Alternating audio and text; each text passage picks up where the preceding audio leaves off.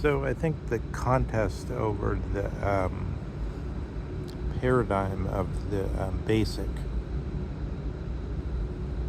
is something we see thematized as will zur Macht or will to power in Nietzsche.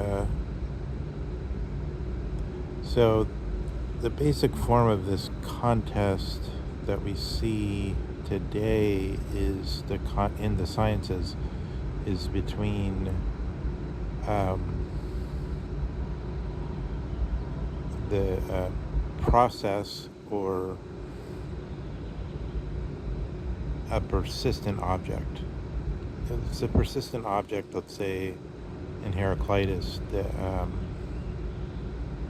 the river. If it's the process is a different type of persistent object. It contests the first notion of a persistent object, which is that there's a river.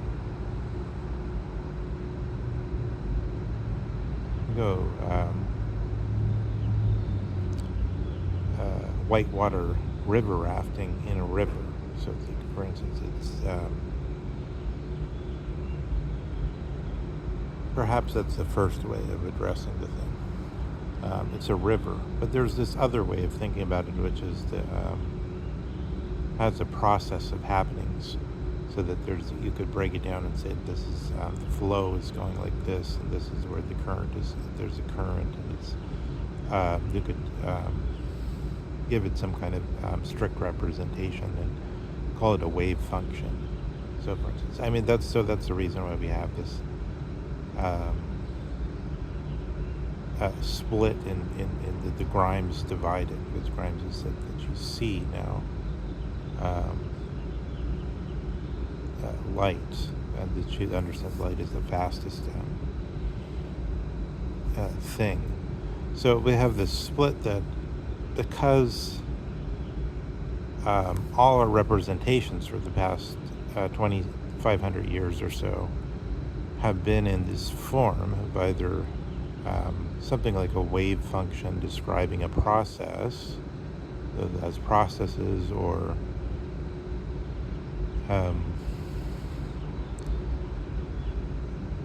the stages of the waters, as it were, in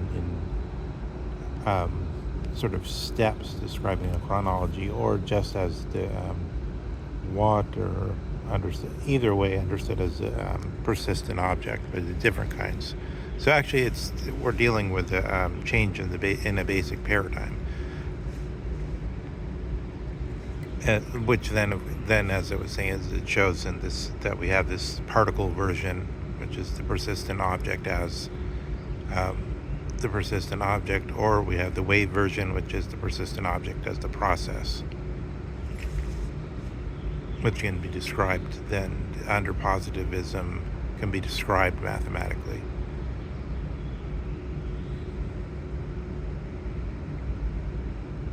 The mathematics is secondary, in other words, it describes the primary phenomenon in positivism.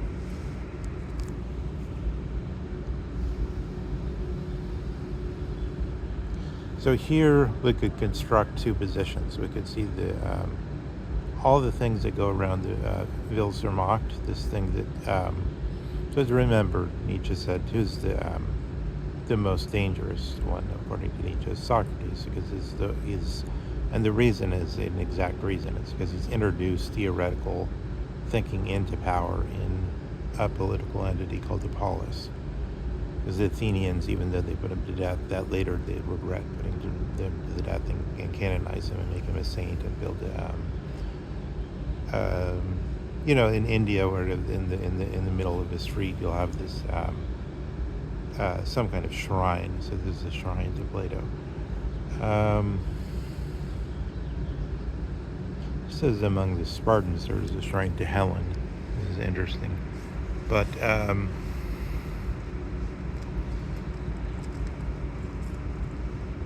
this split is prior to Plato. We should say the split is prior to Plato, and Plato sort of inherits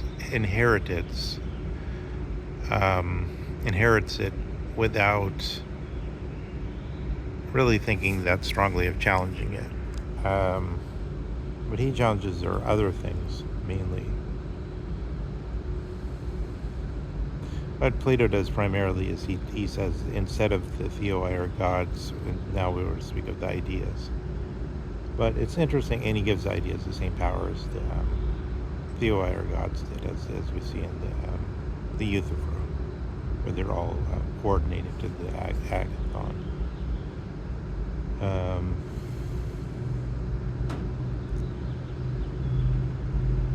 To agathon, rather than agathos, the numerous good things, the good itself.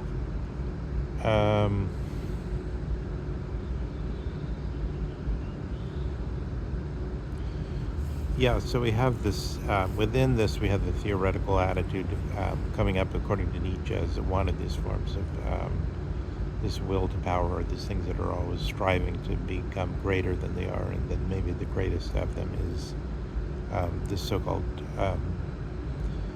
well, it's already analyzed under the notion of theology in Aristotle, so, but it's understood as the ontos on, or the being of beings. And then this is actus purus, or the pure actuality in Aristotle. But the will Zermacht is sort of in this tradition of saying that the being of beings is to be understood as this constant striving to surpass itself, as it were. There's a restless striving.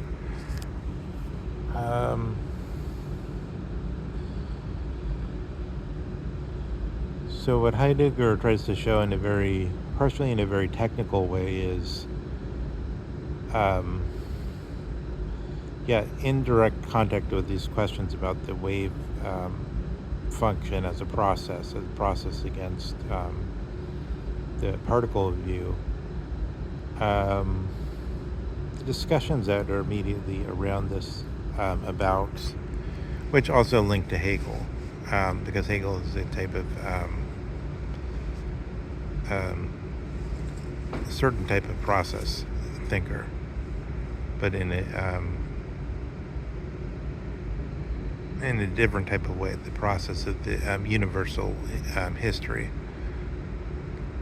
towards its absolute.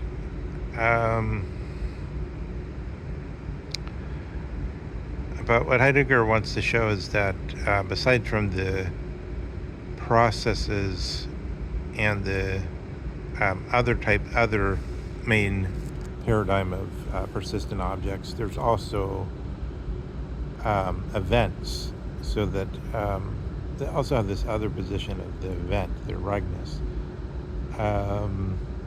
and that thinking about this collection adds a scientific exactitude